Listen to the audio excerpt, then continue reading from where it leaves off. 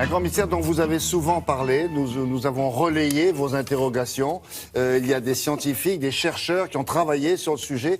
On n'a pas abouti à une vraie réponse, mais enfin, c'est bien de poser la question, effectivement. Alors, sauf que je ne vais pas commencer par Non, ça, non, sinon ça justement, va mettre la pagaille dans toutes nos diapos, mais on va y venir. C'est vous dire qu'on va y parler de venir. ça, c'est On garde ça capital, pour, franchement. pour la fin. Écoutez ce qu'il va dire avant. Alors, on est mercredi, jour de parution du Canard enchaîné, dessin hilarant de Lefred Touron. Regardez, il anticipe le retour de Polynésie de François Hollande. C'est Valls qui parle au président. Mais dis donc, aux antipodes, les courbes sont inversées, non? Bravo, très drôle, oui. répond le président. Alors, puisqu'il est question de dessin, notez la parution de cet album intitulé Merci Cabu. Ça regroupe une cinquantaine de dessins que Cabu, l'antimilitariste, avait donnés au journal Union pacifiste. Ce qui est saisissant, c'est l'intemporalité de ces dessins. Regardez celui-ci, il date de 1979. La France a une armée, pas de pétrole. Et puis, si vous aimez l'irrévérence de Cabu, procurez-vous cet album. Celui-ci, par exemple, date de 1986. C'était un des personnages favoris, hein, l'adjudant-chef. L'adjudant Ouais. de Cabu. dans les dessins de Cabu.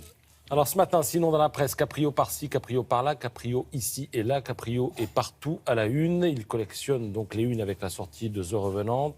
Peut-être un Oscar dimanche, on verra. En tout cas, comment montrer qu'on y pense sans le dire ou comment convaincre qu'on n'y pense pas tout en suggérant le contraire. Caprio a peut-être trouvé la formule, je le cite, « On n'a pas fait The Revenant pour obtenir une récompense, mais tout ce qui peut attirer l'attention sur ce film audacieux est bon à prendre. C'est un film unique, différent de tout ce que j'ai fait jusque-là. » Fin de citation.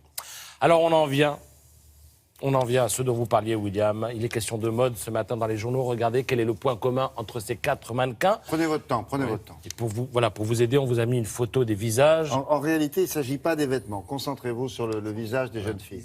Ils ont des parents communs. Elles font la gueule. Non, Non, elles ont un problème, elles font là. Alors, c'est pas nouveau, ça. Non. Ça fait 30 ans qu'on dit, mais pourquoi est-ce qu'elles défilent en faisant la gueule? Parce qu'on leur a dit, faites ça. Alors, j'ai trouvé 3 autres mannequins dans le monde. Regardez, point commun, la gueule. Alors, c'est donc l'un des mystères les plus épais. Oui, non, mais elle va s'engueuler. Alors, pourquoi font-elles la gueule? Comme Parce c'est que l'un je vous des dis, mystères on les leur a- plus épais de leur... Non, mais on leur a imposé ça. Oui, mais pourquoi on leur impose ça? voilà. Alors pourquoi ces jeunes femmes maigres, dont les expressions vont du mépris à la tristesse en passant par la mélancolie, refusent de sourire? Question qui a fait l'objet, figurez-vous, d'une thèse à Amsterdam, aux Pays-Bas. On a étudié 13 353 photos publiées entre 82 et 2011 dans 10 magazines de 4 pays différents. Et alors, conclusion de la personne auteur de cette thèse, primo, le sourire, c'est signe de ringardise. Merde.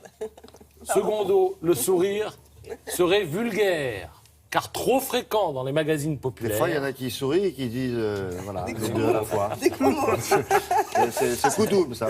Hop, double effet, d'accord. Tertio, le sourire marque l'amateurisme. C'est-à-dire que seuls sourient les personnes ordinaires, a-t-on décrété, Oui, le dans les peuple. hautes Oui, sphères bien de la sûr, mode. bien sûr.